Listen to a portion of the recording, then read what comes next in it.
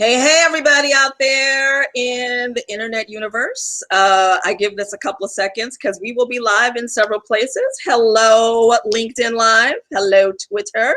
Hello, Facebook. Hello, Twitch. And YouTube. Oh my gosh. Hi, everybody. And also, happy Cinco de Mayo. If you are celebrating, I do not have a margarita in my hand, though. I thought about it. I do have coffee, though. That's all.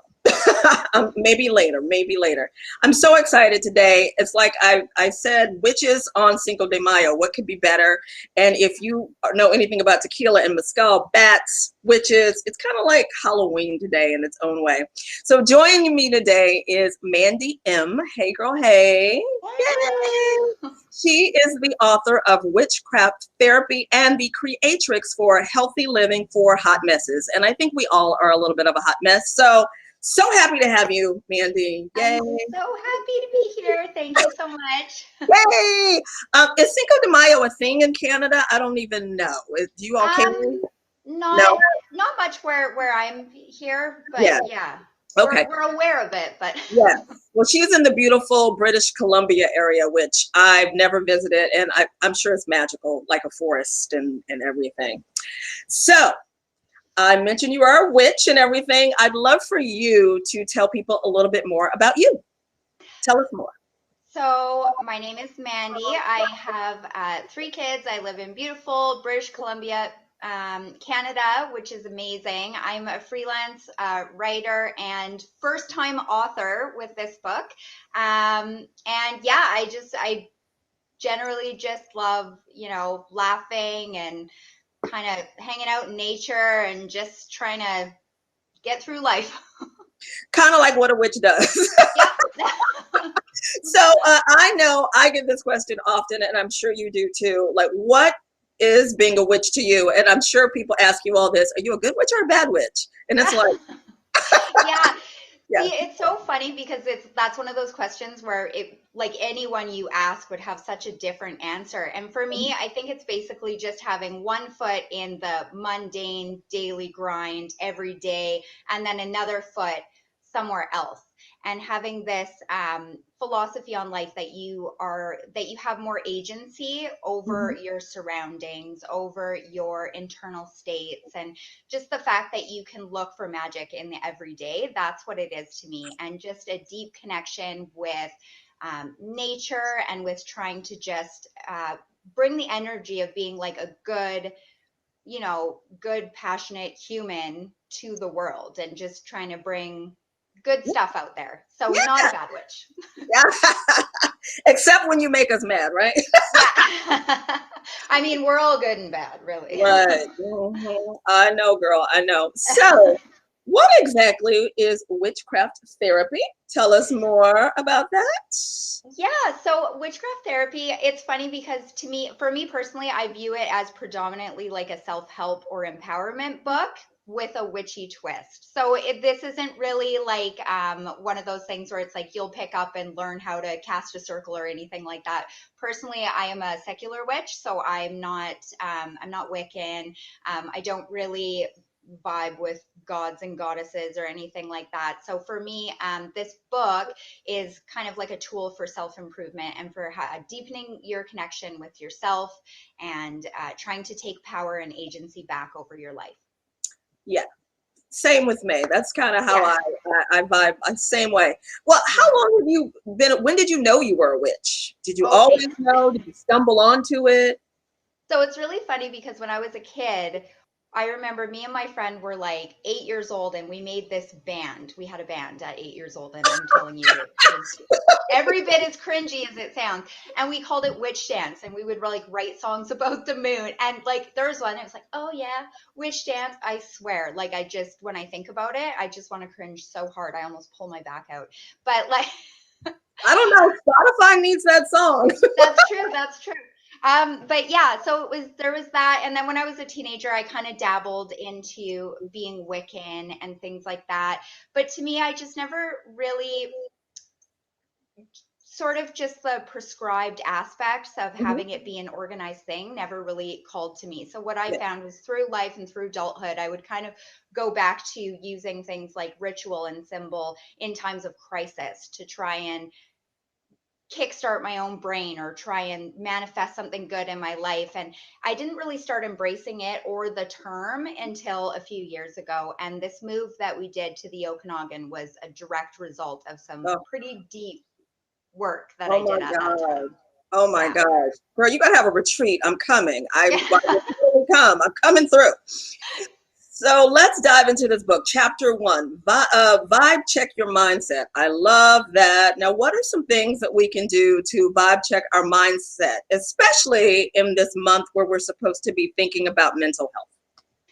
So that whole section is basically it's about, so as humans we're all kind of like, we're mental. It's unreal because it's like we put these limits on ourselves, or we tell a story about ourselves and then we just kind of stick to it and we don't really deviate off the script, when really we're constantly evolving and changing and growing, things like that. So I think that when we're talking about like vibe checking your mindset, it's really taking a look at those things and those limiting beliefs and those ideas we have and going, is this true because it's true, or is this true because it's just this shit I've carried around for all these years, right? Yeah. And so yeah, for that I think it's just really important not to get stuck in these grooves and these patterns, and Yeah. really trying to examine, you know, maybe I can be grateful for the things that I have, even if it feels bare minimum. Maybe that's the energy I'm going to bring to the table. Maybe it's possible that'll open new doors for me later, right? So just kind of trying to view life in a different way. Yeah. Yeah. No, totally. I totally get it, what you're saying. So Yeah. chapter 2, Yeah. conjure confidence, which a lot of people don't have. And it kind of goes with what you were saying about number 1, like what we were talking chapter 1. Yeah. And are you believing those things? Like I told somebody, like, you can really start to believe what people say about you, the negative things, if you aren't confident, if you don't have a lot going on in life. So one of the things you talked about is tapping into your intuition when you talk about confidence. Now, why do you think that this is important?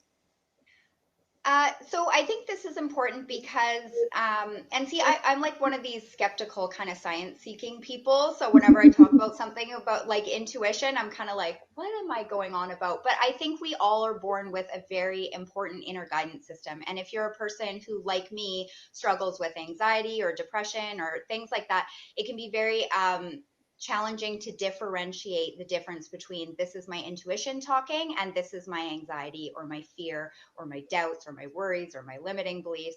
So I think in strengthening your intuition, what you're basically able to do is make decisions that are based on self-trust instead Mm, of just kind of pulling the plug on something and then being like, where did that come from? You know what I mean? So yeah, it's just trying to really deepen that connection with yourself, because you know, a lot of times we're not confident based on, you know, mistakes we've made in the past, or our outlook on life, like life is out to get me or things yeah, like that. And it's kind of like, no, if you look inward and you meditate and you know yourself and you love yourself and treat yourself right, then you'll be able to more easily be able to tell if this is a fear, this is an anxiety block, or this is actually my intuition saying, you know, the vibes are off, right? yeah, yeah. And since you did mention where you live, and how does nature kind of come into like tapping into your intuition? Don't you think that it's very helpful to like walk through the woods and trees and It's grass and all that? it's incredibly helpful, because when I sit here in my house and I'm like, oh my God, there's the fucking bills and there's the kids' school and there's this and there's this and all this stuff. But if you go out and you go on a hike or you go out on a lake or you do something like that, you realize that we stress about these systems that we as humans created, and we built this box, we put ourselves in this box. And when you're out in nature, you realize at the end of the day, if you're fed, if you're happy, if you have Mm, people you love, you're, you know what I mean? You're kind of like, all that stuff isn't as big and frightening right. as it feels, you Yeah. know? Yeah, absolutely. Yeah, because my favorite place is the Botanical Gardens in the Bronx, which is where I Oh, live, and it's like an enchanted forest. I can't get enough. yeah. So then your chapter 4 does really go a little bit more into mental health, which as I said, is very important right now. Yeah. And what are some of the key magical ingredients we can get from this chapter? Because everybody needs this these days. Yeah, it was interesting to write this book during a global pandemic and then also have it be released and during Wow. a global pandemic. But Wow. so basically with that chapter, if there's one thing that I want people to get out of it, it's a little bit I think that you need to be gentle with yourself, but you also need to kick your own ass. And part of deepening your connection with yourself is knowing when is most appropriate, because we Mm, kind of all these memes about like, oh, everything can wait, just be gentle with yourself. That's true, but it's also sometimes not true. And then we see the other ones that are like, you need to get off your butt and just do it. It's right, that's right. true, but it's also Those not are- true. So my big thing is always throw yourself a pity party, but give yourself a curfew. And if you know yourself and you trust yourself and you give yourself the love that you need, I think you'll be able to figure out what you need at which any given time, right? Yeah, that's so Yeah. true. I love that. Yeah. Got to kick your own ass sometimes. Yeah. Do it. Do it. So I also love that you have spells and rituals in the book. Some of my favorite things. So Yes. which ones are some of your favorites? So my favorites are like the bath spells. That's like my Mm. bath magic is my favorite thing, just because I love herbs and I love all those like bath soaks that you can make and the scrubs that you can make. Also the visualization ones. I think the one exercise that's in there that I do the absolute most is the visualization where you're imagining yourself and then you lift yourself out up into the cosmos. It's the giving perspective one. And that's something that I do all the time because again, our life and our problems and our everything can seem so big, but when you think that we're just these organisms on this planet, in the solar system, in the whole larger scale of the universe, it's humbling and it makes you feel like you're part of something bigger. Yeah. So you mentioned herbs. Which are some of your favorite? It's kind of like what is always in your bag? It's like the people that carry hot sauce all the time. What herb are you have to have around you all the time? Rose petals. And I have no idea why, but I put them in tea, I put them in bath products, I'll even like put them in a food processor and put them in scrubs. I make like I make incense blends that I can burn, and Uh-huh. I always have rose petals. I know it's such a basic thing, but the way No. they smell, the way they taste, the way they look, oh, it's just like it's like luxury in plant form. You know what I mean?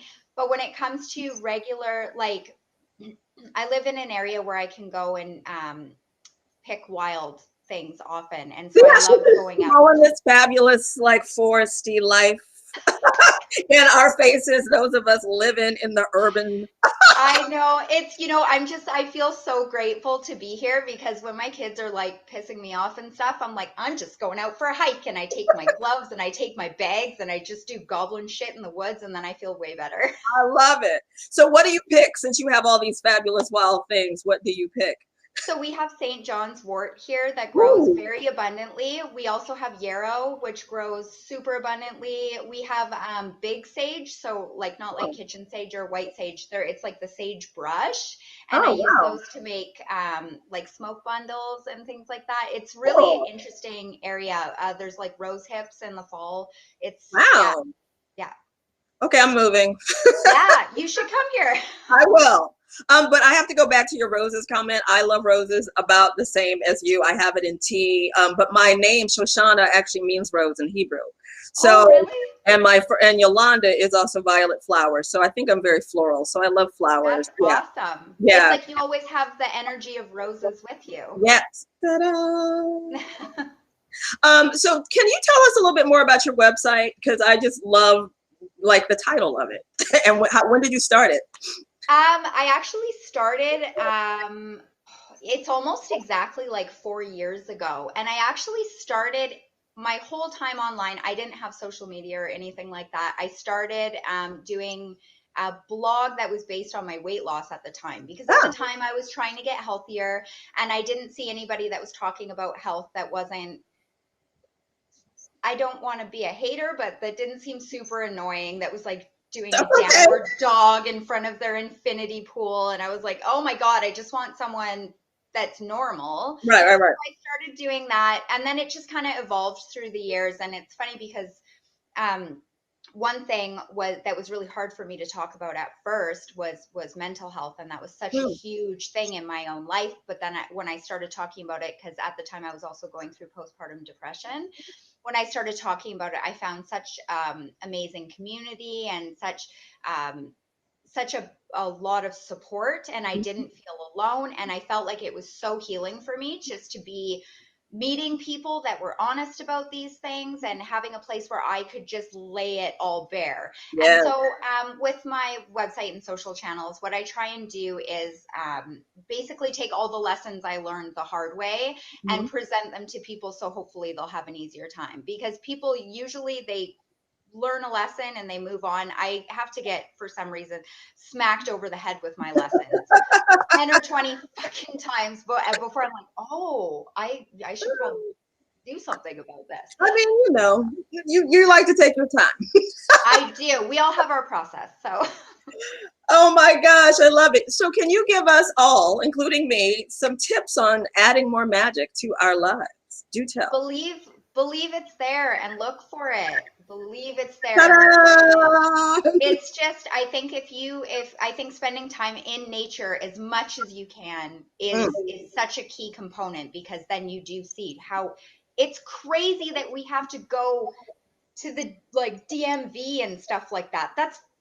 Bees don't do that shit. Animals don't do that. Like, we just build these things that are so stressful and we feel stuck in them. But if you go into nature, that's where you see magic is everywhere. Like, it's everywhere. And then I think just trying to approach life in a way that's you're open to possibilities. You feel like you can change your environment. You feel like you can change your surroundings, and you feel like you can reverse all those things that have kind of fucked with your brain in the past, right? Right. Totally. Yeah. Are you working on your next book yet? Or are you taking a little break? I'm just asking. No, I'm a workaholic. I've been working on proposals, everything. I'm like, oh, I loved writing a book. Got to get me some more of those books. So I like it. This was so exciting for me that I would love to write more books.